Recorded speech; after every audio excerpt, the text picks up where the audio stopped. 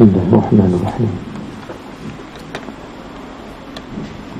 Assalamualaikum warahmatullahi wabarakatuh. Alhamdulillahirabbil alamin. Nahmaduhu wa nasta'inuhu wa nastahdihi wa nastaghfiruh. Na'udzu billahi min shururi anfusina wa min sayyiati a'malina. Man yahdihillahu fala mudilla lahu ومن يضلل فلا هادي له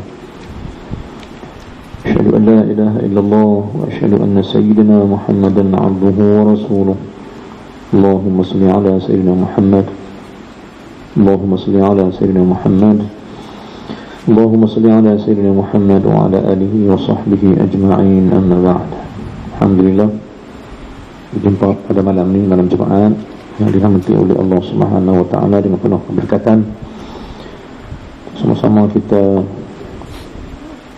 membincangkan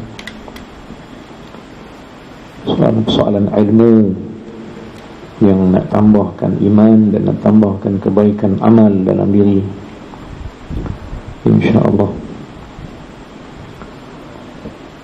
Selawat dan Nabi, selawat dan salam untuk Nabi sallallahu alaihi wasallam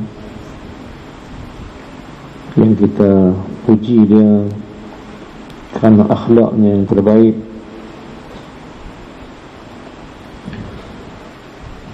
juga sahabat-sahabat Nabi SAW dan para ulama-ulama yang banyak menolong perjuangan Nabi SAW yang kita waris sampai hari ini, perjuangan untuk mengangkatkan agama Allah SWT ke tempat yang sepatutnya. Bila kita nak angkatkan Islam ke tempat yang sepatutnya, kita yang kena angkat diri kita. Mengangkat Islam bukan boleh dengan lemah, tetapi dengan izzah. Izzah bermaksud kemuliaan. Islam itu mulia, dia memuliakan orang-orang ataupun orang yang berada dalam agama Islam adalah orang yang mulia. Maka jangan rasa hina. Kita wajib rasa mulia dengan Islam, dan lebih mulia kita dengan Islam bila kita berjuang mengangkatkan agama Allah ke tahap yang paling tinggi.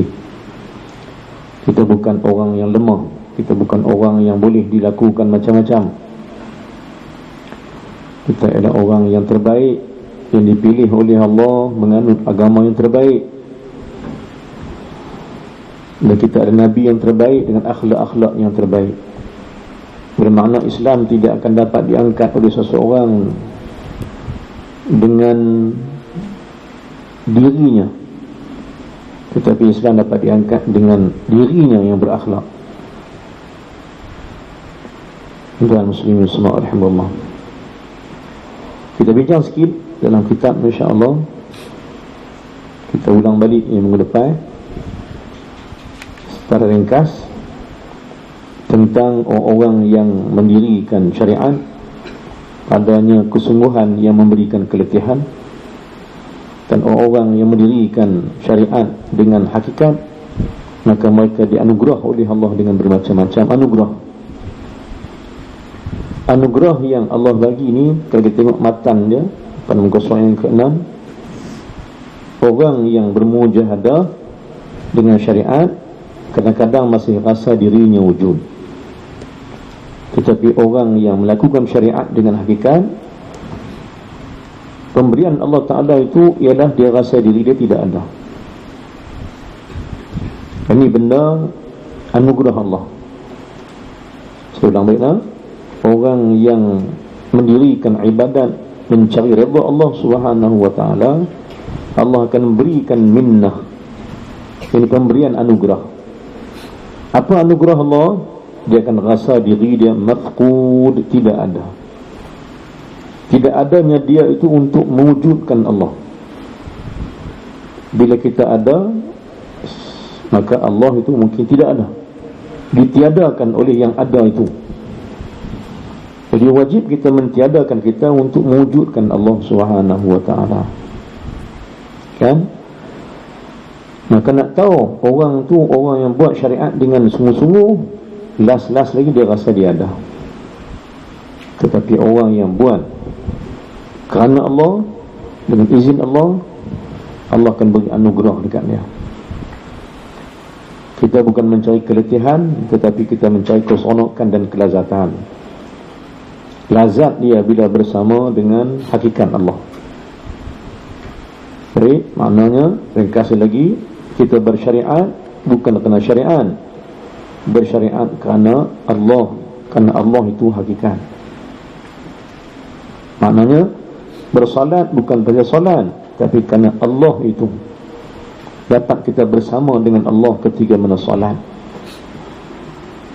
Sebab lambang wujudnya Allah Ta'ala dalam diri kita itu adalah ketika solat. Kita mungkin boleh mewujudkan Allah Ta'ala itu dalam solat. Luar mungkin kita payah sebab kita dengan makhluk. Tapi bila solat, kita tak duduk dengan makhluk, dan kita rasa kita duduk dengan Allah Ta'ala. Ketika itu seolah-olah kita mewujudkan Allah Ta'ala yang memang wujud. Baik, maka anugerah Allah Ta'ala atas kita ni ialah mafqud. Apa dia mafqud? Rasa tidak ada. Ini satu sifat hamba yang mulia, bukan sifat hamba yang hina. Sifat kita ni bila kita nak mulia, kita kena rasa tak ada apa.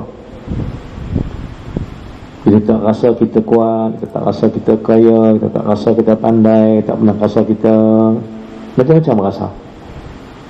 Kerana mafqud bermakna hilang, tiada. Bila tiada, bila kita tiada, bila adanya Allah. Kerana kita kata la syarikalah. La syarikalahu bermakna tidak ada syirik baginya. Kadang-kadang manusia syirikkan Allah dengan berhala, tetapi ramai manusia syirikkan Allah dengan dirinya sendiri. Apabila dia mewujudkan diri dia untuk syarik dengan Allah, untuk kongsi sesuatu dengan Allah pada amal-amal manusia, ketika itu dia mewujudkan Tuhan lain selain daripada Allah. Maka nak wujudkan Allah Ta'ala sesungguhnya, jika tidak ada syirik dan sebagainya, jawapan dia ialah mafqudkan diri, tiadakan diri, supaya adanya Allah tunggal tanpa syirik kepada dia. Faham? Faham? Tak faham? Faham? Tak nampak?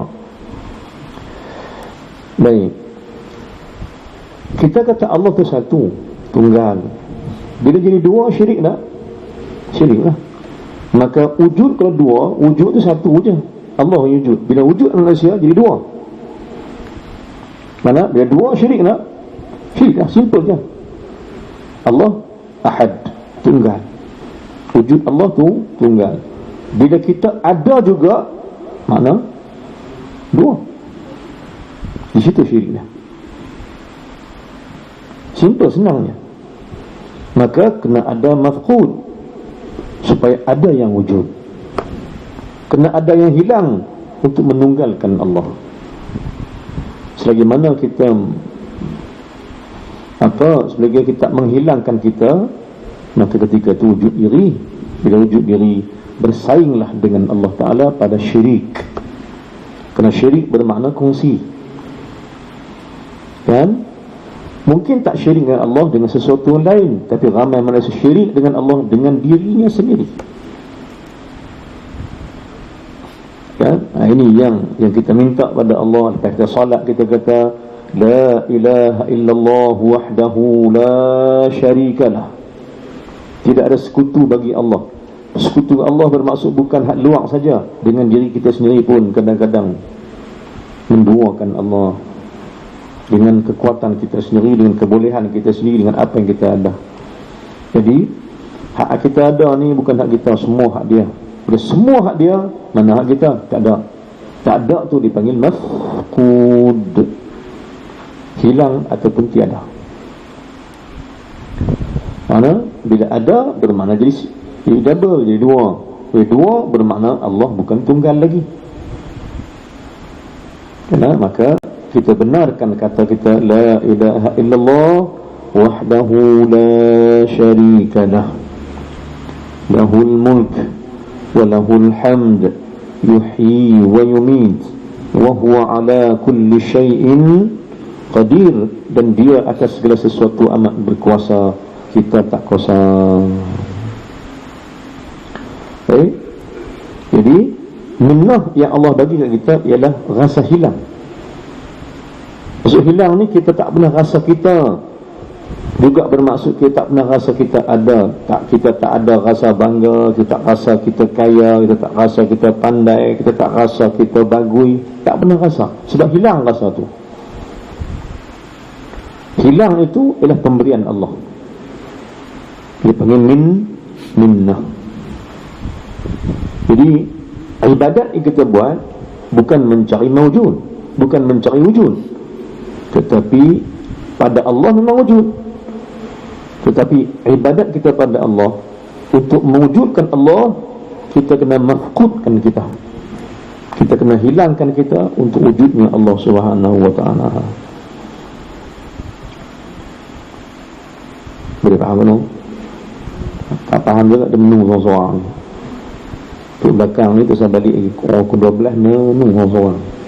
Minta Allah tunjuk benda apa dah ustaz kata ni, aku tak faham apa. Kalau ngaji dengan saya mungkin tak faham, jom ngaji dengan Allah Ta'ala, nanti Allah faham. Sebab tu persediaan untuk menerima benda-benda macam ni, untuk menerima kefahaman macam ni, dia perlu istighfar yang banyak, dan tasbih yang banyak, selawat yang banyak, untuk dibukakan ma'rifat yang kita bincang ni. Cara ringkas dia balik, jangan pernah ada wujud kerana wujud tu Allah, tetapi pihak-pihak kita yang kita kena ada, kita kena rasa mafqud, yakni kita tak pernah rasa ada. Okay? Jangan pernah rasa ada. Kalau ada pun dia merupakan pinjaman daripada Allah Ta'ala saja. Pinjaman, Allah bagi pinjam je, itu saja, bukan dia bagi itu hak milik. Kerana lahul mulk, bagi engkau milik kerajaan, kita tak milik kan. Maka harta yang Allah bagi bukan milik, kepandaian yang Allah bagi bukan milik, kecantikan diri yang ada bukan milik, bukan. Kerana milik itu Allah. Dan ini dimaksudkan dengan mafqud, hilangkan apa yang ada pada kita di bawah takdir Allah atau di bawah wujudnya Allah. Kerana apa? Wujudnya kita disebabkan wujudnya Allah. Kerana wujud Allah wajib, wujud kita harus. Kita boleh ada, boleh tak ada. Benar tuan-tuan?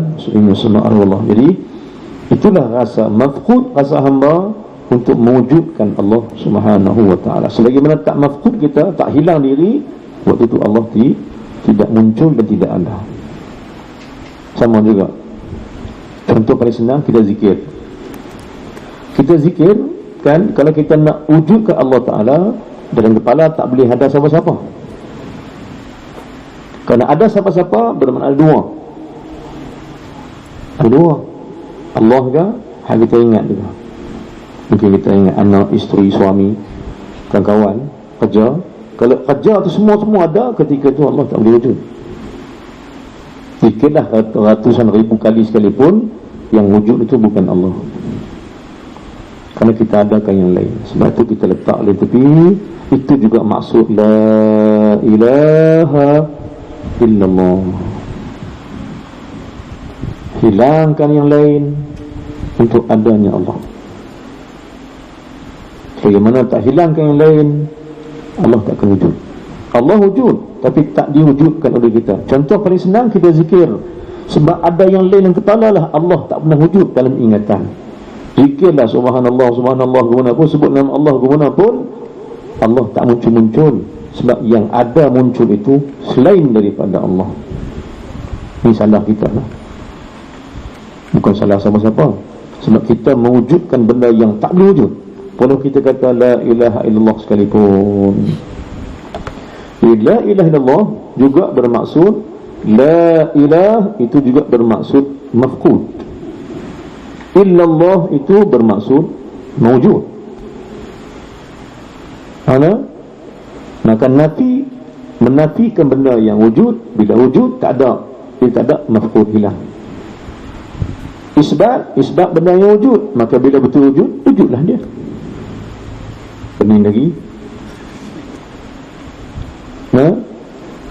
Simple. La ilaha illallah maknanya apa dah? Di sana ada tauhid, nafi, isbat. Baik, yang ternafi itu hilang, maka hilang dipanggil mafqud. Maka isbat itu sabit, ada, maka ada itu dipanggil mawjud. Ini juga. Jadi la ilaha illallah itu bermaksud hilangkan sesuatu, mafkudkan sesuatu yang lain daripada Allah, supaya yang wujud itu Allah. Lagi pening. Ada. Maka faham dia, mafkud mawjud itu la ilaha illallah. Yang kata lain, dia merupakan syahadat. Kerana dia syahadat. La itu tiada nafi tak? Nafi bila binafi tak ada tak? Tak ada, dia tak ada, dia panggil mafqud, tiada, hilang.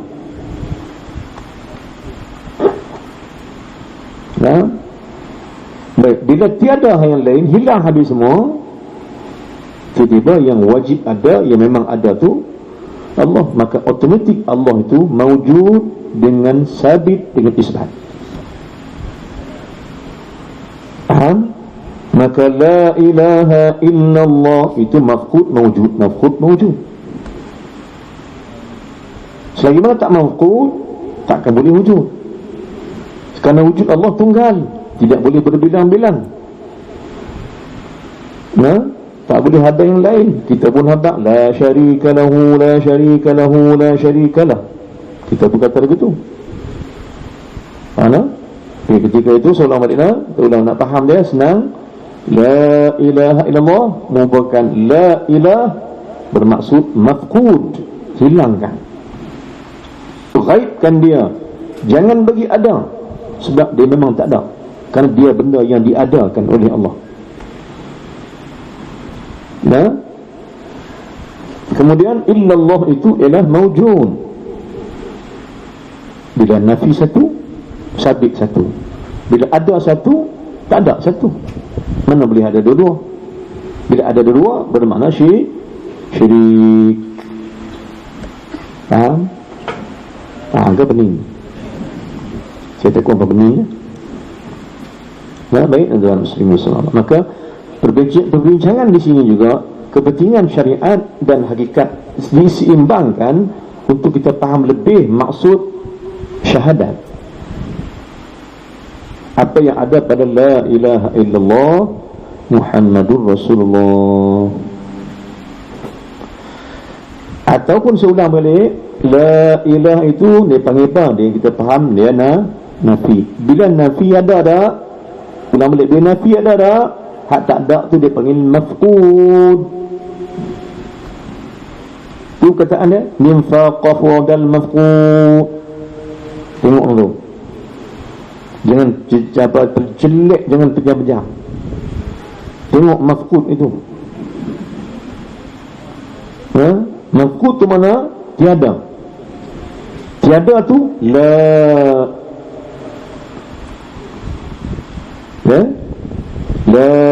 ilaha, tiada Tuhan. Tiada bermakna hilang, tiadakan dia, hilangkan dia. Maka hilang tu dalam syarat panggil mafqud. Kemudian bila hilang, tak ada lah habis semua tak ada. Yang memang ada hanya satu, tunggal dia, iaitu Allah. Maka bila dia hilang yang lain, wujudlah dia. Maka wujud tu dipanggil mawjud, dia yang ada. Baik, sama juga kita solat selagi mana ada kita ketika itu Allah susah nak ada dalam diri. Dan itulah yang kita buat sebenarnya, itu kita buat. Kalau perbincangan dalam bermaksud, apabila kita solat kita payah nak ingat Allah. Kerana apa? Kerana kita masih mewujudkan kita. Kita rasa kita berdiri, kita rasa kita duduk, kita rasa kita rasa kita buat, kita rasa yang ni, kita rasa kita. Maka soalan sekarang ni, belajar untuk hilangkan diri. Hilangkan maksudnya hilang rasa diri itu ada sombong, ada kaya, ada miskin, ada.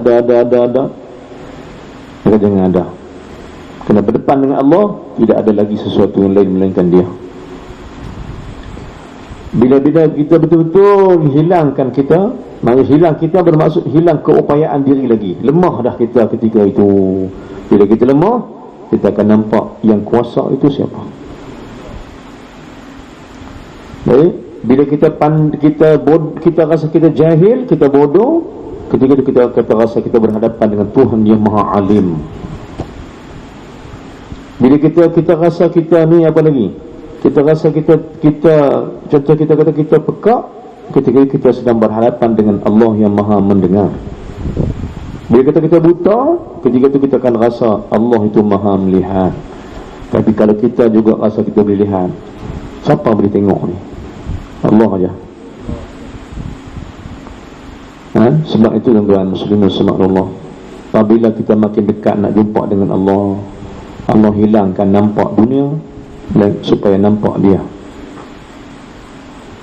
Mata pun kebelah kelabu tak nampak lah. Pasal apa? Sebab Allah nak suruh tak tengok dunia lagi, untuk melihat kepada Dia. Bila main proses tua-tua kan, tajak umur dah, baca pun tak nampak lah, huruf kembang dia macam Maggi 2 jam. Buah ayak mari banyak lagi, pomeh banyak biak 2 jam dia kembang jadi macam mi. Ini Maggi apa? Maggi kembang habis. Ni huruf pun kembang tu, tak nampak dah. Nak kena pergi buat spek baru pula. Sebab kita tak nampak dah. Kita takkan nampak tulisan, kita takkan nampak Quran. Nak baca Quran pun tak orang nampak dah. Sebab kita tak orang nampak Quran lagi. Allah tak tunjukkan kalam Dia lagi, supaya kita kenal Dia yang mutakallim. Lagi pening. Dan bila kita telinga tak apa dengar dah, ketika itu kita akan rasa kita kurang. Kita kurang apa? Kita kurang dengar, supaya kita timbul rasa Engkau lah yang Maha Mendengar, ya Allah. Nampak tak nampak dah, tak nampak dah, supaya kita rasa bahawa Engkau lah yang Maha Nampak, ya Allah. Kerana bila mata terpejam, terbuka mata hati. Ya, muslimin. Sebab itu pergerakan salik ilallah, nak jalan pada Allah ni jarang ada pada orang muda-muda. Jarang payah ada. Kalau ada, minnah daripada Allah, pemberian anugerah daripada Allah.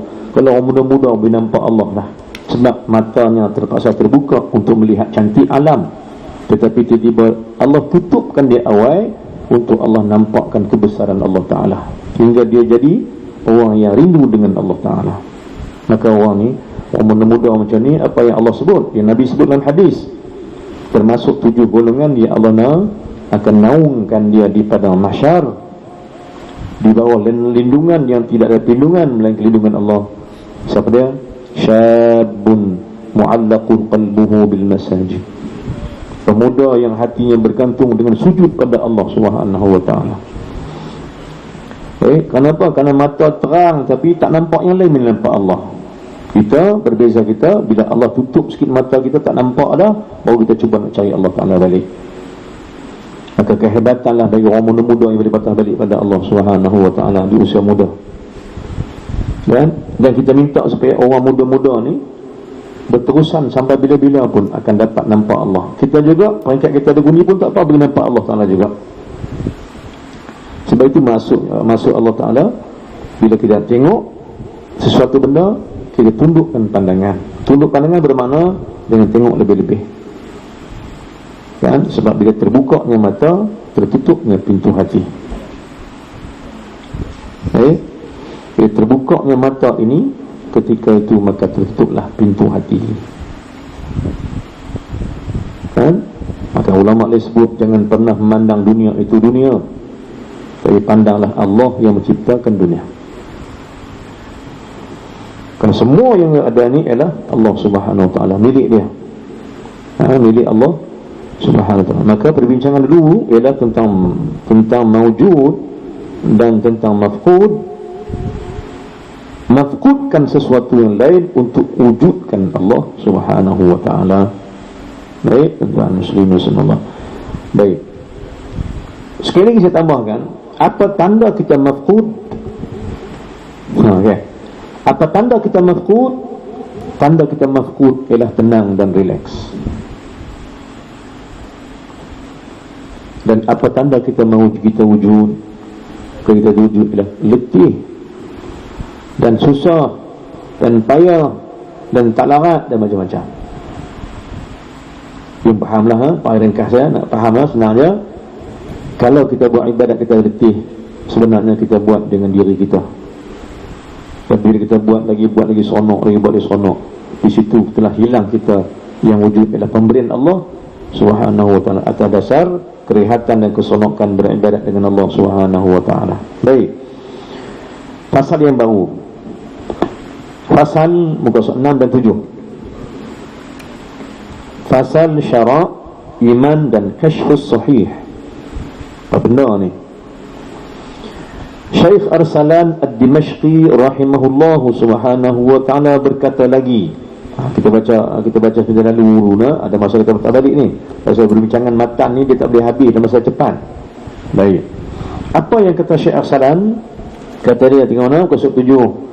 Al-a'malu muta'alliqatun bisyar'il syarif. Al-a'malu muta'alliqun bisyar'il syarif. Amalan manusia itu bersangkutan dengan syarak yang mulia. Maknanya di bawah sini 24 peringkat ni peringkat pertama. Peringkat yang pertama. Peringkat pertama dipanggil sebagai amalan zahir. A'mal bermakna amal zahir. Yang dipanggil amal ini, amal ini adalah benda yang kita nampak. Orang nampak kita buat. Kita solat, kita sedekah, kita puasa. Itu benda yang dinampak oleh orang ramai. Maka dia panggil kerja zahir. Perbuatan zahir. Perbuatan zahir dipanggil a'mal. Maka kerja buat amal-amal kita ni, kerja buat amalan kita ni, dia bergantung dengan syarak. Sebab tu tak boleh tinggal syarak. Ditinggal syarak bermakna meninggalkan amalan. Dan meninggalkan amalan bermakna meninggalkan syarak. Tinggal syarak, macam mana tinggal syarak? Bila tak buat amal. Baik, kenapa? Kerana amal dia bersangkutan dan berkaitan dengan syarak. Dan syarak ni bukan syarak biasa, syarak yang syarif, syarak yang mulia. Baik, maknanya juga tuan-tuan, bila kita nak beramal, kita beramal atas nama syarak. Pasal apa kita beramal nama syarak? Kerana syarak ni benda yang dimuliakan oleh Allah. Dan dengan syarak juga kita boleh menjadi orang yang mulia pada agama Islam. Maknanya orang yang beramal ni orang mulia. Orang tak beramal ni orang yang ini cara zahir. Ulang balik. Al-a'malu muta'alliqatun bisyar'is syarif.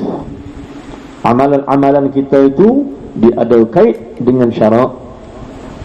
Maka bila nak beramal, wajib dengan amal syarak.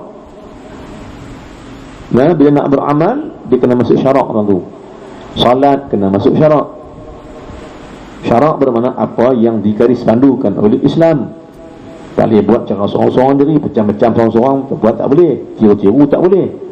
Dia mesti belajar syarak tu apa dia, supaya mendapatkan amal yang sahih.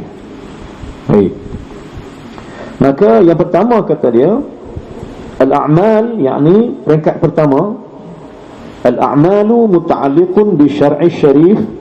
Peringkat pertama ni dipanggil amalan zahir, yang mana ianya berkaitan dengan ketetapan syarak. Syarak tetapkan nak puasa, tengok nak bulan, kan? Puasa nak raya pun tengok nak bulan juga. Ni semua ketetapan syarak yang menunjukkan bahawa adanya syarak untuk menunjukkan jalan amal. Syarak ni dia panggil jalan. Jalan apa? Maksud syarak ialah jalan beramal. Sebab tanpa syarak nak amal tak boleh. Buat tak reti kita. Sebab tak ada contoh. Maka syarak tu jalan. Maksud syarak, makna syarak itu adalah jalan. Jalan apa? Jalan beramal mencari kemuliaan pada Allah Subhanahu wa taala. Itu cara zahir. Baik, yang kedua. Perkara yang kedua yang wajib ada ialah wattawakkul. Wattawakkulu muta'alliqun bil iman. Dan nak kata iman pula, tak mana duduknya iman. Maka iman ni, antara tempat iman, nampak iman tu ialah bila dia kuat bertawakal pada Allah. Dia banyak bergantung dengan Allah Ta'ala, bukan bergantung dengan diri. Kan? Bila bergantung dengan diri, batal balik tadi, bila bergantung dengan diri, bermakna orang ni dia ada. Rasul dia kata dia boleh buat. Maka tinggalkan diri itu sebab diri lemah. Kadang kita ni belagak aja. Kita kata kita kuat, kita kata boleh buat. Tak boleh. Sebab tu datangnya ayat Allah Ta'ala kita baca pagi tadi, ayat kedua pada surah Al-Ma'idah, wa ta'awanu 'al birri wat taqwa wa la ta'awanu 'al itsmi wal 'udwan wattaqullaha innallaha syadidul 'iqab. Ayat 2 surah Al-Ma'idah. Kan? Kita baca pagi tadi lah. Maka sebab itu kita kena ada tolong-menolong, sebab lemah. Tanda kita lemah, kita minta tolong orang. Kan, walaupun kita reti buat pun, tapi minta tolong tu, nak abang kata saya lemah. Lemahkan diri untuk ditolong oleh Allah Subhanahu wa ta'ala dengan manusia-manusia lain. Kadang-kadang al-arif billah ni kan, dia minta dia tolong dia, bukan pasal dia tak reti buat. Tapi dia nak rasa Allah tolong dia dengan dia hantar orang tolong dia. Dia tak nampak kita dia nampak Allah. Kita yang berasa kita ni, tengok Syekh cari aku. Benar? Tengok Tok Guru cari aku. Bukan Tok Guru cari hang tu pasal tak. Tok Guru cari hang tu pasal nampak Allah yang menghantar kamu untuk bantu. Padahal tak ada kamu pun oleh Allah hantar orang lain. Benar? Maka jangan wujud diri. Jangan wujud diri, sebab di situ wujud diri juga. Maka ulama-ulama minta kita tolong dia bukan pasal dia tak aktif buat. Dia boleh buat kerana dia bergantung dengan Allah. Tapi dia minta ditolong sebab dia nak lemahkan diri dia supaya dia sentiasa dibantu oleh Allah Subhanahu wa ta'ala. Ini prinsip daripada ulama-ulama sendiri lah. Yang betul dia yang salah kita. Dia betul rasa, kita yang salah rasa. Dia hilang diri dia, kita pula wujud diri. Bila kita pula wujud pula. Dia tak ada. Dia hilangkan diri dia untuk Allah bantu dia. Dan dia Allah hentak kita. Kita pula rasa kita pula wujud pula. Yang salah kita bukan dia. Baik. Maka tolong-menolong ini menunjukkan bahawa akan ada satu yang lemah dan akan ada satu yang kuat. Ulama-ulama ni sahaja lemahkan diri untuk dibantu oleh Allah. Dengan apa? Dengan Allah hentak seseorang bantu. Maka kita percaya sebab Nabi faham begitu. Quran kata in tansuruhu faqad nasarahu Allah. Kalau kau tak bantu dia, Allah bantu dia macam tu lah. Maka jangan wujud manusia sebab manusia tak wujud. Yang wujud itu Allah yang sedia membantu hamba-hambanya. Jadi tuan-tuan, muslimin sekalian, kita sahihkan balik pergantungan kita dengan Allah. Baik. Wattawakkulu muta'alliqun bil iman. Maka tawakal itu dia kait dengan iman. Orang ada iman, dia banyak tawakal pada Allah. Dia banyak serah diri pada Allah Ta'ala. Dia tak sebut diri dia, tapi dia banyak bergantung dengan Allah. Wallahu yuhibbul mutawakkilin. Dan Allah cinta orang-orang yang bertawakal. Pasal iman tinggi. Baik. Kena tahu iman macam mana pula tuan-tuan muslimin Allah. Mari kita baca balik belakang. Baca balik muka surat yang keempat. Cantik. Kena kenal macam mana yang kata iman ini. Kena muka surat 4, iman dan yakin. Nah, yang kata iman ni apa dah? Yang kata iman tawakal ni macam mana? Tengok muka surat keempat saya baca balik. Syekh Arsalan Ad-Dimashqi berkata, al-imanu khurujuka anhum. Iman itu bahawa engkau keluar daripada makhluk lain, yakni tak bergantung dengan makhluk lagi. Itu iman. Maka ulama-ulama ni dia tak gantung dengan diri, dia gantung dengan Allah pasal dia beriman. Baik, di mana al-imanu khurujuka anhum. Iman itu engkau keluarkan engkau daripada mereka itu, yakni engkau tak bergantung kepada makhluk. Ya, memang betul Allah hantar orang tolong, tapi kita tak bergantung pada makhluk, kita bergantung pada Allah Ta'ala. Baik, kalau gitu mana iman. Kemudian bila iman dah kita keluar daripada daerah bergantung dengan makhluk, datanglah yakin lepas itu. Yakin tak main lepas iman. Iman yang solid baru dia main yakin. Apa dia yakin? Wal yaqinu khurujuka anka. Dan yakin itu engkau tak bergantung langsung dengan engkau lagi. Iman tak gantung dengan orang, yakin tak gantung dengan orang dan tak gantung dengan diri sendiri. Bila tak gantung dengan orang, tak gantung dengan diri, gantung dengan siapa? Benarlah ia sedang bergantung dengan Allah Subhanahu wa ta'ala. Baik, kemudian kata ulama lagi, idza zada imanuka nukilta min halin ila halin. Nukilta di mana di situ maksudnya dibantu. Nukilta mana ditukarkan, dipindahkan kamu. Dibacakan ada dikaji dengan apa uslub majhul. Tak disebut siapa ni. Siapa tolong? Nukilta, ditolong engkau. Siapa tolong? Allah. Idza zada imanuka, apabila bertambahnya iman engkau, maka Allah akan bantu menukarkan hal-hal zahir yang syarak, amalan syarak dah bertukar, dia berubah dah, zahir bertukar. Diri zahir telah bertukar daripada pongoi kepada lemah lembut, penyabar, daripada garang kepada penyabar, daripada bakhil kepada pemurah. Dia tukar hal. Kenapa bertukar hal? Sebab iman bertambah. Bila iman bertambah, bila engkau keluar daripada manusia, yang engkau tak bergantung dengan manusia, iman bertambah. Yakin datang apabila engkau itu keluar daripada diri engkau sendiri, yakni keluar bermaksud engkau tak bergantung dengan diri engkau lagi. Kau sibuk bergantung dengan Allah. Maka orang yang sibuk bergantung dengan Allah, itulah orang yang yakin dengan Allah Ta'ala. Baik, bila dia yakin dengan Allah, apa jadi kat dia pula? Wa idza zada yaqinuka nukilta min maqamin ila maqam. Apabila engkau telah berubah, kau tak bergantung dengan sesiapa lagi, ketika itu peringkat hati kamu bertukar menjadi lebih tawakal, lebih tawakal, lebih tawakal. Tawakal yang tertinggi dipanggil tafwid. Tak ada usaha lagi dah. Maka benarlah kata Syekhna Syekh Abdul Hasan Syazali rahimahullah subhanahu wa ta'ala, kata dia apa dia? Apabila sampai satu tahap macam ni, maka engkau serahkan diri engkau pada Allah. Kau tidak ada langsung lagi untuk berikhtiar, kerana arih nafsaka bitadbir, engkau rehat daripada mentadbir. Dalam hikam yang ke-6, dalam kita hikam yang ke-6, hikam ke-6 berbunyi apa?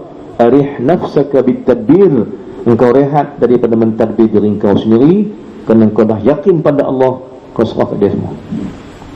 Ketika itu bila dah serah pada Allah, rehat, ada kerehatan di hati dan di diri, maka tak timbullah rasa mujahadah yang hingga memberi keletihan, sebab kita telah bergantung pada hakikat Allah Subhanahu wa ta'ala. Kita relax, kita rehat. Lepas tu tengok orang ulama-ulama yang begini, dia rehat, dia relax je. Kenapa jadi pun dia relax, dia tak ada apa. Kalau dia kata tu pun sebagai apa? Sebagai nak melepaskan rasa di hati dia tentang makhluk. Pada Allah dia tak kata. Dia terima apa daripada Allah, Subhanahu wa ta'ala. Sebab dia yakin. Maka bila yakin tu timbullah hati, apa berubah? Berubah rasa hati. Rasa hati itu berubah daripada ada kepada tak ada. Itu juga maqam dia punya. Bila berubah daripada wujud kepada mafqud, itu tanda berubah maqam, daripada maqam kepada maqam. Maqam ni maknanya peringkat hati. Hal bermakna peringkat zahir. Hal peringkat zahir, maqam peringkat dalam, peringkat batin dalam. Daripada dia akan naik daripada sabar, naik lagi, naik sampai ke tahap mana? Ke tahap tafwid, menyerah diri pada Allah. Baik, saya pernah tanya Syekh bab ni lah, bab tafwid ni. Macam mana tafwid ni Syekh? Nak faham? Dia kata macam ni lah, tawakal dengan tafwid macam ni. Dia kata bawa kita bila laju turun gon, kan turun bukit, kan contohnya tu laju di atas jalan, tiba ada kereta depan. Bila kereta depan ada, kita tekan brake. Maka tekan brake itu usaha. Dia panggil ikhtiar. Apabila ikhtiar, brake tu makan tak makan, ketika tu tawakal. Serahlah, usaha dah, tapi serah lepas itu. Tetapi bila kata laju sangat, tekan brake pun dia tak makan, buka pintu dia tak terbuka, apa pun tak boleh buat apa dah. Sedangkan kereta nak jatuh gaul dan sebagainya, apa dapat kau buat lagi? Ketika itu yang ada hanya lepas steering, menjadi apa jadi. Maka itulah tafwid. Tak ada lagi lah usaha, tak ada lagi lah ikhtiar, tak ada tawakal apa lagi, melainkan tawakal tertinggi, serah jadi apa jadilah. Ketika itu yang ada hanya Allah yang boleh menyelamatkan kita. Maka tafwid ini, tafwidlah yang menyelamatkan, kata Syekh, tafwidlah yang menyelamatkan Nabi Ibrahim daripada api Namrud. Kan? Tafwidlah yang menyelamatkan Nabi Ibrahim daripada api Namrud. Pasal dia tawakal yang tertinggi. Dia masuk api tanpa rasa apa lagi, yang ada hanya Engkau ya Allah. Dan muslimin sallallahu, ulama lain kata pula, sebenarnya Ibrahim selamat itu kerana pada Ibrahim itu datang syafaat Nabi SAW. Gitu kan. Maka dengan api berubah menjadi sejuk disebabkan syafaat Rasulullah SAW yang ada pada Nabi Ibrahim AS. Baik tuan-tuan, muslimin sallallahu. Maka tafwid bermakna serah, tak ada apalah kita. Juga masuk tafwid itu juga bermakna hilang pergantungan apa lagi, melainkan bergantung hanya pada Allah semata-mata. Maka pangkat kita ni, kalau sebincang tuan-tuan, kita ni jelas hidup kita di dunia ni, kita masih ada usaha ikhtiar. Bila ada usaha ikhtiar, bermakna kita masih nak tadbir diri kita, padahal ada Allah yang mentadbir, ada Allah yang nak mengatur. Bab ni juga kata ulama, bukan kita serah semua. Urusan yang milik Allah serah kat dia, sedangkan urusan kita beri atur. Macam mana yang atur? Dia panggil tadbir mazmum wa tadbir mamduh. Bab mengurus diri juga ada dua kata ulama. Satu dalam bab hikam, satu dia panggil tadbir yang dikeji, satu tadbir yang dipuji. Yang dikeji pada dia ada soal rezeki, soal apa yang semua yang kerja buat Allah Ta'ala tu kita cuba nak campur. Itu tak boleh. Yang tadbir yang dipuji ialah kita nak makan apa. Takkan nak makan tak tahu, makan serah Allah Ta'ala, hantar melah, Allah hantar batu tak makan pula. Komplain pula, batu nak makan pula, tadi yang serah kau pula. Kan? Jadi kita bukan macam tu. Kan? Jadi kita macam tu. Maka tadbir ini nak makan apa, nak minum apa, nak sembahyang pergi apa, kan? Nak pergi masjid pergi apa, itu tadbir. Tadbir yang kena. Sebab itu urus diri sendiri untuk menerima tadbir Allah. Maka dia panggil tadbir yang mamduh, tadbir yang dipuji. Nak sembahyang air waktu ke belakang waktu sikit, nak sembahyang tahajud waktu ke apa kita atur siap dah. Kan? Puasa ni puasa Syaban ni pasal nak siap dia untuk puasa Ramadan, maka ini kita panggil takbir urus yang dipuji. Kan, ambil wudu bagi lambat sikit, elok sikit, uruskan dia. Mandi wajib yang baik, uruskan dia. Maka semua tu dipanggil takbir yang dipuji oleh syarak. Yang tu memang kena. Kan? Itu memang kena. Tak pernah ada lagi dah orang ambil wudu tak tunggulah lagi Allah bagi wudu lah. Sampai kiamat dia tak sembahyang. Pasal ayat takkan main ke dia. Maka itu bukan takbir, itu bukan tawakal, itu tak betul lah. Kan, tawakal itu tak kena. Tawakal maknanya pada benda yang tak boleh kita buat dan bukan urusan kita, serah pada Allah.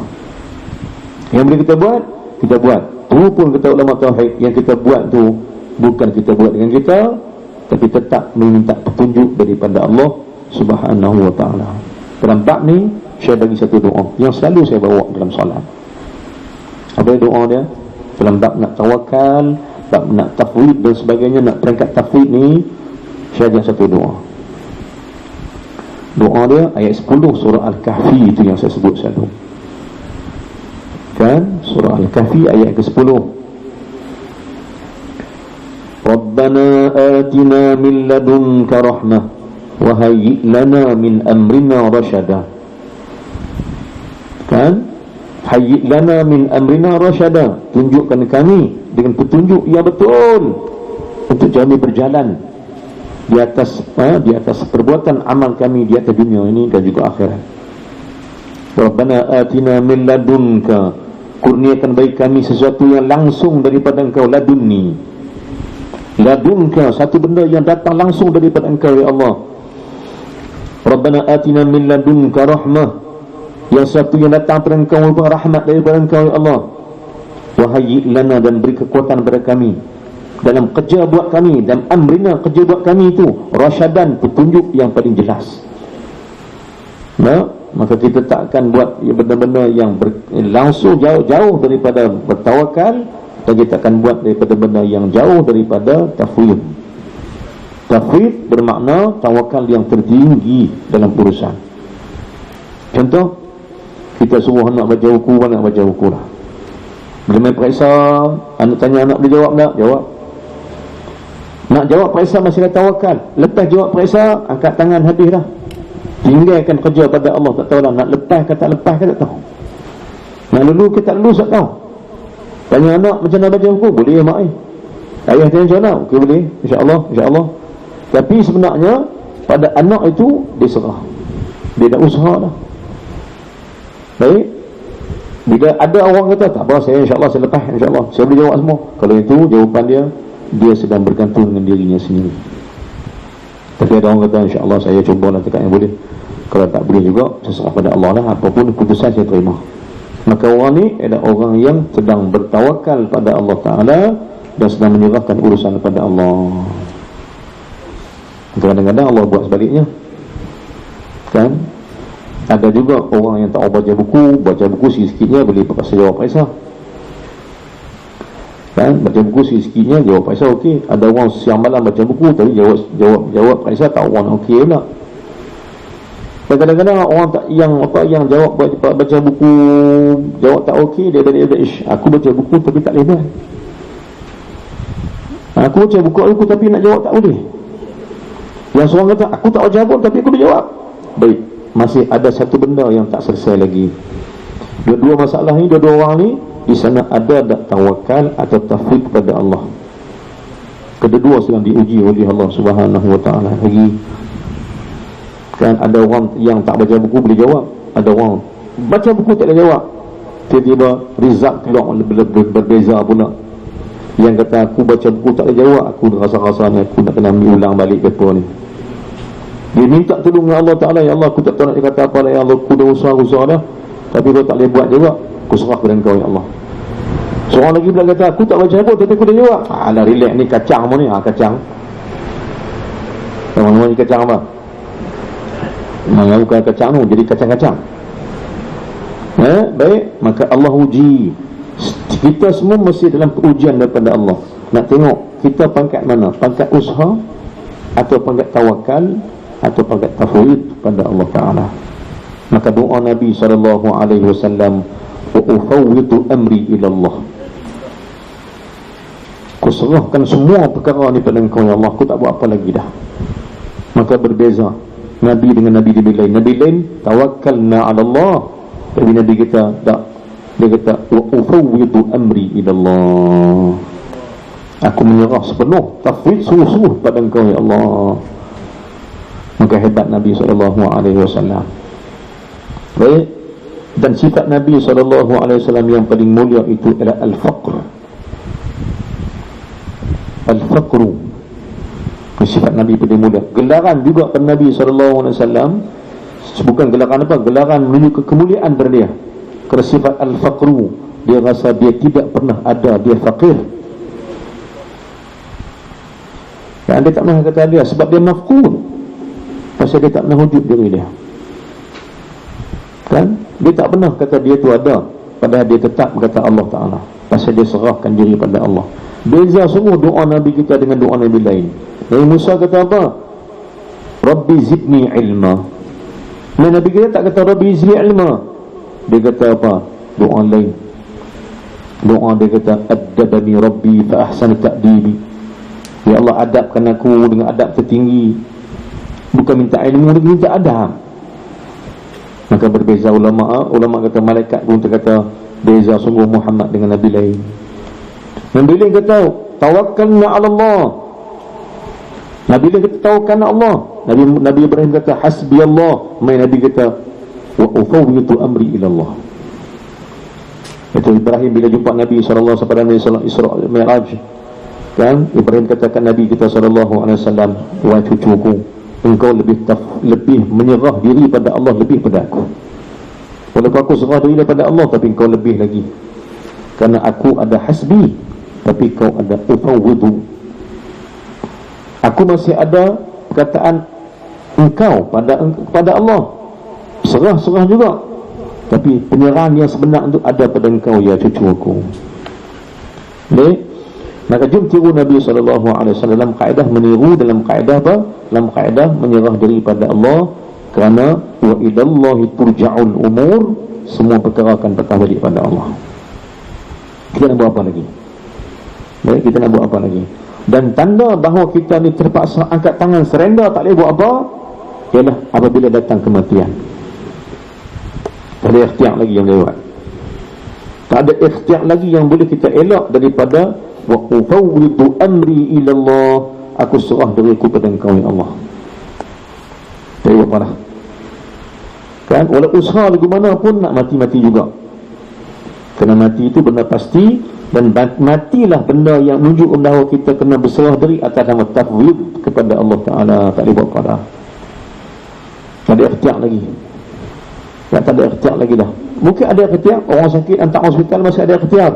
Kemudian doktor kata, tanya doktor macam mana, insya-Allah kita akan cuba tengok. Masih ada tawakal. Bila doktor panggil bilik, doktor kata ni kami fikir-fikir balik rumah. Doktor kata balik rumah apa lagi? Wa ufawwidu amri ila Allah. Tahu tak? So, orang lagi faham tak? Bila seorang sakit, kita tak tindak ubat, kita siap-siap ikhtiar bawa pergi hospital. Bila bawa pergi hospital, masuk dalam ward, kita duduk luar. Kita tunggu doktor keluar. Doktor tanya, macam mana doktor? Bolehkah ni mak saya, ayah saya, abang saya, kakak saya ni, macam mana juga? Doktor kata, insya-Allah kami akan cuba.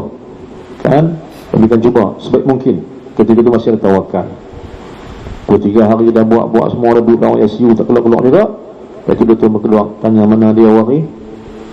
Abang kita sudah angkat tangan, ayah saya, siapa? Kami cek tengok semua ni apa, ayah encik ni atau mak encik ni, kami pikir-pikir semua, kami pun tak boleh buat apa dah. Kami tak boleh rumah lah, buat apa yang betul lah. Ada tuan-tuan, buat apa yang betul seorang sebagai Islam, boleh rumah, boleh baca yasin ke wajah. Ketika tu apa yang ada hati, wa ufawwidu amri ila Allah, tak boleh buat apa lah. Yang ada hanya penyerahan pada Allah. Kalau nak sembuh pun sembuh, kalau nak tak sembuh pun pulang. Yang ada pada kita ketika tu hanya kita kata Allahumma, ya Allah ya Tuhan kami, jika hidupnya baik maka kau hidupkan dia, tetapi jika mati lebih baik pada dia, maka kau matikan ia dengan iman. Doa Nabi SAW, Allahumma ahyitahu in kata hayyan khairan lahu. Kalau jika baik dia hidup, hidupkan dia. Tapi kalau dia mati itu baik untuk dia, maka kau matikanlah dia. Inilah kata-kata Nabi SAW menunjukkan bahawa tafwidnya kita pada Allah Subhanahu wa taala. Baik, kita baca balik sikit insya-Allah. Contoh kita balik. Maka tawakal itu bergantungan dengan iman. Dan kalau ada tawakal, mana masih ada iman. Baik. Kemudian wat tauhidu muta'alliqun bil kashfi sahih. Dan yang kata adapun keyakinan itu, tauhid di sini bermaksud yakin. Wat tauhidu bukan tauhid biasa, ni penuh yakin. Yakin dengan Allah itu bersekutu dengan kashfus sahih, pembukaan yang sahih, yakni mencapai menepati hakikat sebenar, yakni hakikat Allah Subhanahu wa taala. Maka yang ketiga ini kan, yang ketiga itu tauhid itu juga dipanggil sebagai kashfus sahih, juga dipanggil sebagai kita bincang tadi pada sebagai tafwid, melepaskan segala-gala pada Allah Subhanahu wa taala. Maksud tafwid apa? Melepaskan segala-galanya kepada Allah. Tak terikat dengan kita dengan sesuatu benda, tak terikat dengan ikhtiar, tak terikat dengan apa lagi. Kita hanya melepaskan semua urusan pada Allah. Lepas steering, ikutlah nak jadi apa. Kalau selamat, selamat. Kan dia lepas kereta, contohnya kan, lepas steering tiba-tiba ada kayu pula sangkut bawah kereta. Terberhenti kereta, ketika itu selamat.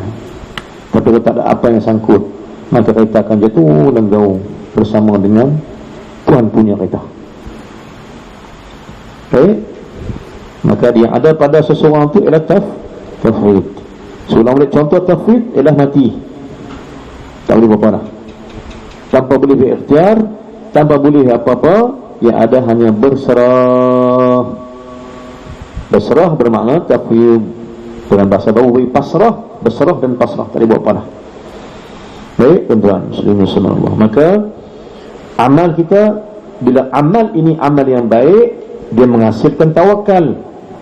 Tawakal yang tinggi menghasilkan tafwid atau tauhid yang sebenarnya. Kashfus sahih, Allah akan buka sesuatu benda nampak jelas-jelas. Baik, pembukaan yang benar pada hati. Tauhid yakin itu adalah terbukanya hati. Dan amal yang baik mendatangkan tawakal. Tawakal yang tinggi akan memberikan keyakinan yang tinggi. Bila yakin sampai, apabila terbukanya ainul basirah, terbukanya pintu hati untuk melihat cahaya Allah Subhanahu wa taala. Maksud cahaya Allah ni melihat kebesaran Allah Subhanahu wa taala yang kita tak nampak yang lain lah. Baik. Maka pada pangkat kita ni mungkin sampai pangkat pertama atau kedua baru, yang ketiga ni tak sampai lagi. Tetapi kalau sampai, nak sampaikan dia, kena patah balik yang pertama, kena jaga yang pertama, amal-amal kena jaga, supaya amal yang baik mendatangkan tawakal yang tertinggi. Tawakal tertinggi akan menghasilkan yakin yang tertinggi. Baik-baik muslimin subhanallah.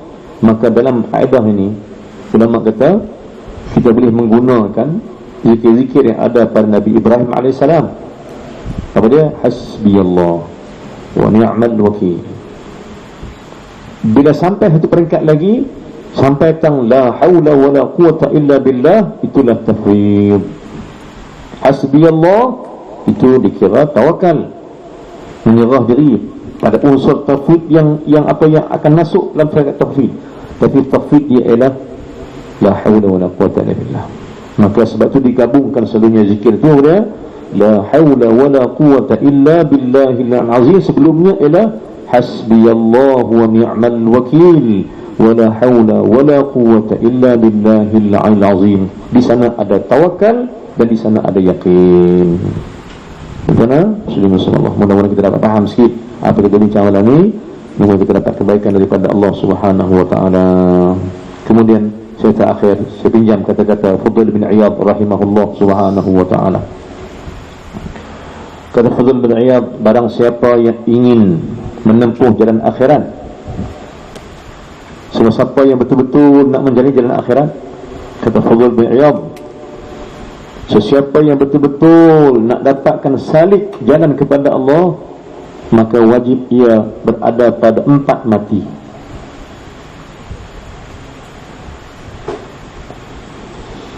Pertama, dia panggil dalam bahasa Fudhal bin Iyad, orang nak jalan pada Allah ni dia kena lalu 4 mati. Pertama, mati putih. Apa maksud mati putih? Kalau kata mati putih itu ialah sentiasa berlapar. Puasa lah. Dan puasa itu mati. Matikan nafsu dan matikan apa semuanya, keinginan-keinginan dunia. Maka puasa tu satu kaedah mati untuk bawa kita pada Allah Ta'ala, berjalan pada Allah, untuk dibawa ke akhirat. Kata Fudhal ayat, pertama sekali orang yang nak jalankan jalan akhirat, pertama dia kena berpuasa. Ini menahan diri daripada makan kekenyangan, maka dia kena banyak lapar. Kemudian yang kedua, siapa-siapa yang nak jalan ke akhirat, siapa-siapa yang nak betul-betul nak jalan akhirat, yang kedua dia kena mati yang merah, dia panggil, yakni mati dengan melawan, matikan hasutan syaitan dalam diri, matikan pengaruh syaitan daripada berhubung dengan kita, sekat dan matikan bisikan syaitan, jangan pakai. Contohnya, bila kita solat, contohnya simple, solat kita lintas, dia kata, ish, pasal semayang cepat sikit lah, kawan aku tunggu. Saya kawan aku syang, kawan aku pula tunggu lama-lama, aku biar lama-lama kan bagus, biar orang tunggu. Biasa jadi gitu? Biasa? Sana. Baik, ni jalan dia. Bila jadi gitu, apa ulama kata Fudhal ayat, engkau jangan cepatkan solat engkau lebih lambatkan dia lagi untuk lawan syaitan. Lawan itu. Bila dia suruh cepat, kita lambatkan. Kenapa? Kerana yang tu bisikan syaitan yang suruh kita cepatkan solat, cepatkan bacaan, cepatkan rokok, cepatkan sujud, cepat. Kenapa? Ada orang tunggu. Dia terlupa bahawa Allah menanti sujudnya lagi. Dia lupakan sujudnya pada Allah, tapi dia ingatkan tunggu kawan di atas diri dia. Ketika itu yang ada kawan, tidak ada Allah. Yang ada kerja, tidak ada Allah. Maka hilangkan yang lain untuk wujudkan Allah. Baik. Maka bila syaitan suruh kita buat sesuatu benda, jangan lawanlah dia. Pukul 6.30, pukul 6, 5.30, subuh dia lah nak dah tidur, syaitan tidur lagi sagi kan mungkin kan. Itu dia pun tarik selimut. Tengok badan ni, angkat guli padi lebih naik. Jadi main subuh, angkat ke selimut tak larat, koman sepana dia. Tengok badan, bina badan ni orang angkat bakat besi 6 kilo naik, 7 kilo naik, 10 kilo pun naik sebelah tangan tak. Tengok pergi gym selalu, tengok badan kecil-kecil. Bila main solat, angkat selimut pun tak larat. Jadi koman sepana. Kan kuat tak mana kita. Baik, ketika itu kita bangun melawan apa bisikan syaitan. Sat lawan. Kenapa? Kerana kata kat diri sendiri, bila jaga tengah malam, kata kat diri sendiri, sesungguhnya Allah menantiku. Allah tunggu kita tengah malam lah. Sabit dalam hadis kursi lagi kan, Allah tunggu kita tengah malam. Abang kat diri sendiri, Tuhan aku menanti aku. Bangun balik lagi. Maka lawan syaitan. Baik, orang nak jalan pada Allah Ta'ala, jalan kedua adalah mati merah. Ini lawanlah pengaruh syaitan dalam diri itu sikit demi sikit, untuk kita sampai pada alam akhirat dan keadaan bahagia. Kemudian mati yang ketiga, dia panggil kata Fudhal ayat, mati hitam. Yakni rela dicela, dihina, dicela orang, dihina orang, diejek orang. Mereka tak tahu ikut orang. Dia kebuli bawah, kan? Maka matikan diri daripada terasa hina. Kalau orang hina kita pasal Islam, kita jangan, biarlah.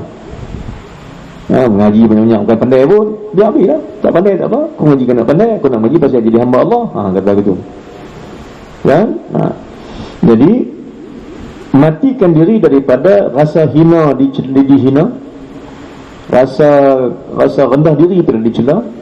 Matikan dia, jangan layan dia, kerana itu semua melemahkan pengaruh kekuatan iman dalam hati. Kalau kira orang puji, orang keji, orang jek, apa semua kira itu, pakai payah jalan pada Allah. Kita Nabi pada Allah kita pergi.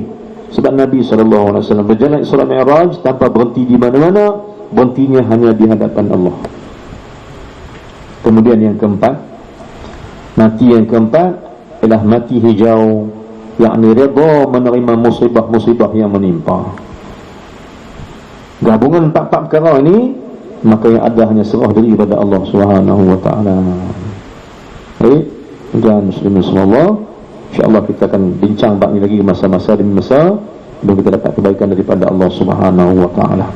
Baik, aku astaghfirullahal azim li wa lakum.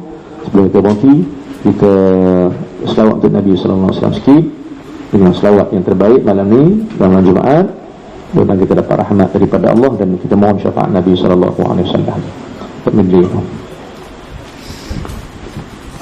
Yang ada boleh ikut sama-sama selawat untuk Nabi sallallahu alaihi wasallam. Kita banyakkan selawat. Kau tak tahu kata apa, selawatkan Nabi ya. Jangan nak hadis saja. Ngah ni lelak masuk pula. Ya, selawat tu banyaknya malam Jumaat, malam yang yang dinantikan oleh para malaikat Allah untuk selawatkan Nabi sallallahu alaihi wasallam. Sila boleh ikut insya-Allah. اللهم صل على سيدنا محمد صل وسلم وبارك عليه وعلى آله صلى الله وسلم عليه.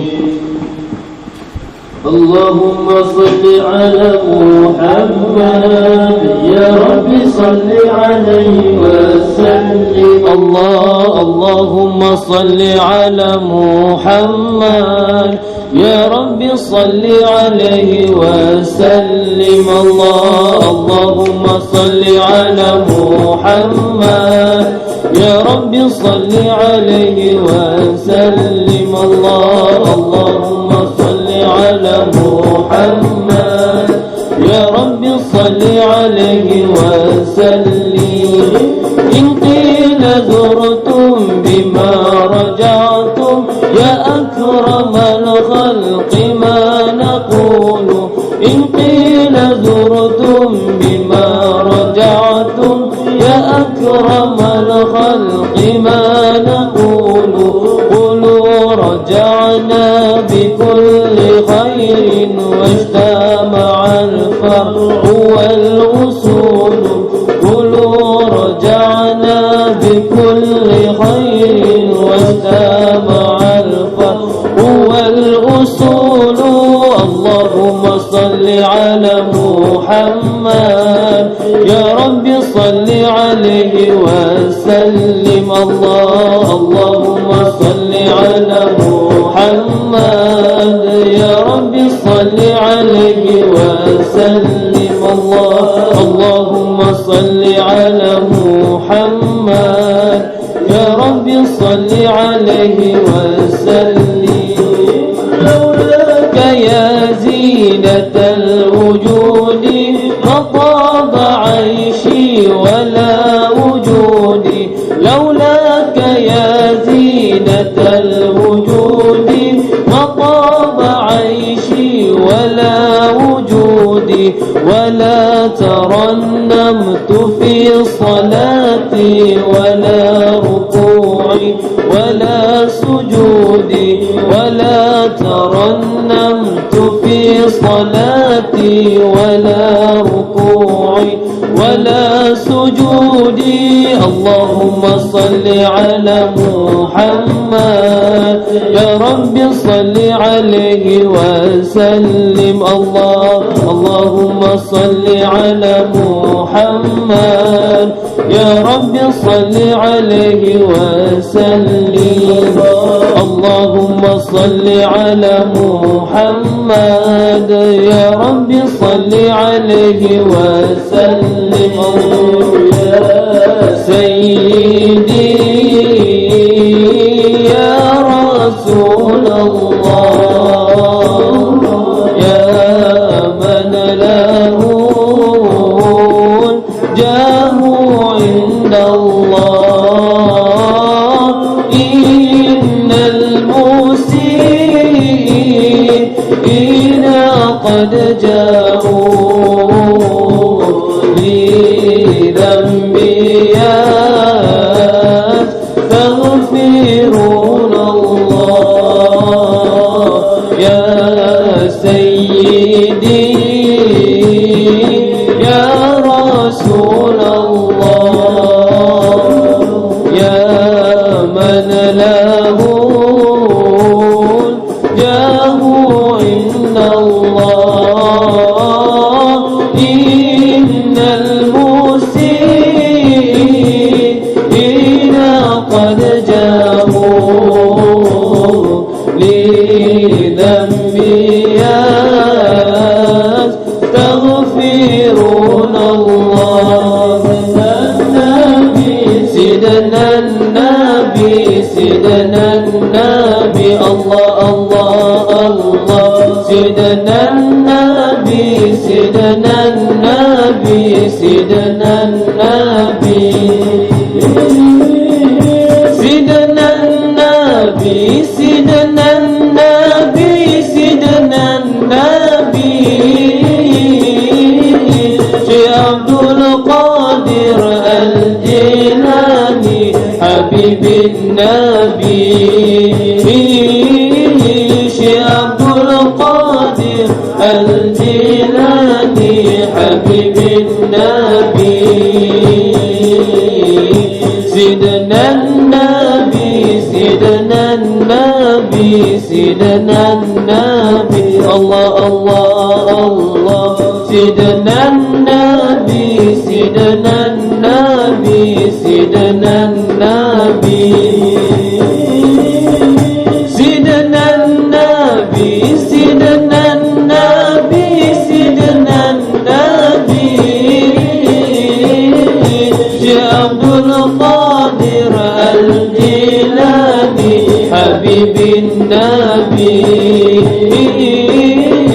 شيخ عبد القادر الجيلاني حبيب النبي يا سيدي يا رسول الله يا من له الجاه عند الله إن المسيئين قد جاءوا لذنبي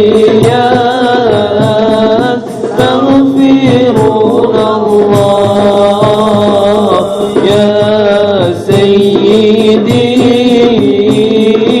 يا رسول الله يا من له الجاه عند الله إن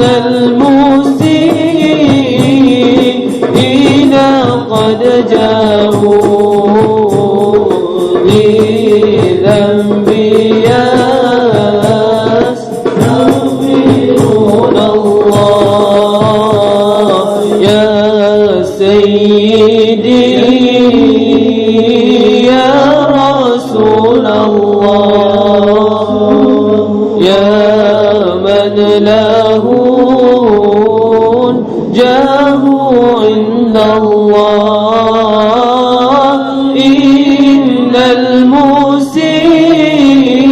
المسيئين قد جاءوا لذنبي يستغفرون الله يا سيدي يا رسول الله يا من له الجاه عند الله إن المسيئين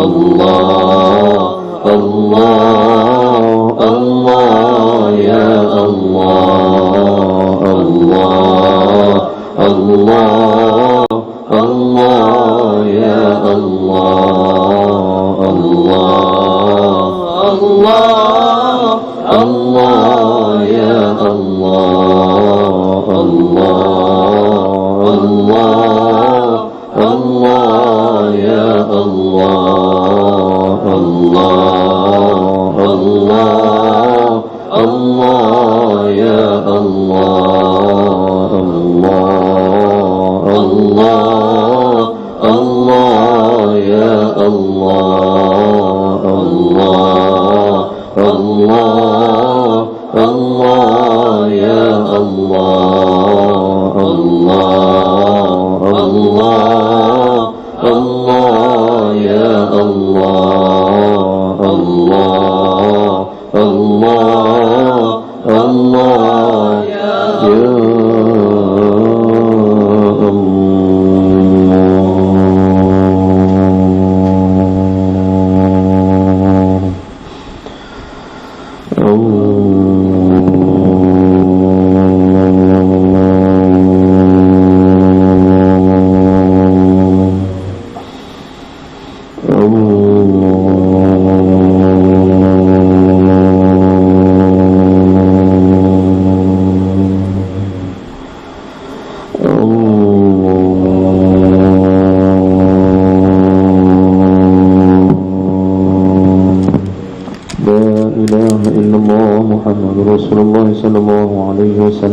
الفاتحة. أعوذ بالله من الشيطان الرجيم. بسم الله الرحمن الرحيم. الحمد لله رب العالمين الرحمن الرحيم مالك يوم الدين إياك نعبد وإياك نستعين اهدنا الصراط المستقيم صراط الذين أنعمت عليهم غير المغضوب عليهم ولا الضالين آمين. بسم الله الرحمن الرحيم. الحمد لله رب العالمين والصلاة والسلام على رسول الله وعلى آله وصحبه أجمعين. اللهم صل على سيدنا محمد طب القلوب ودوائها وعافية الأبدان وشفائها ونور الأبصار وضيائها وعلى آله وصحبه وسلم تسليما كثيرا برحمتك يا أرحم الراحمين. اللهم اغفر لنا ذنوبنا ولوالدينا وارحمهما كما ربيانا صغيرا. جميع المسلمين والمسلمات برحمتك يا أرحم الراحمين. اللهم ارزقنا متابعة النبي محمد صلى الله عليه وسلم أولا وآخرا وظاهرا وباطنا وقولا وفعلا وعبادة وعملا صالحا ووعدا. رضينا بالله ربا وبالإسلام دينا بسيدنا محمد صلى الله عليه وسلم نبيا ورسولا. ربنا ظلمنا أنفسنا وإن لم تغفر لنا وترحمنا لنكونن من الخاسرين. ربنا آتنا في الدنيا حسنة وفي الآخرة حسنة وقنا عذاب النار. وصلى الله على سيدنا محمد وعلى آله وصحبه وسلم. سبحان ربك رب العزة عما يصفون وسلام المرسلين والحمد لله رب العالمين. تقبل الله منكم.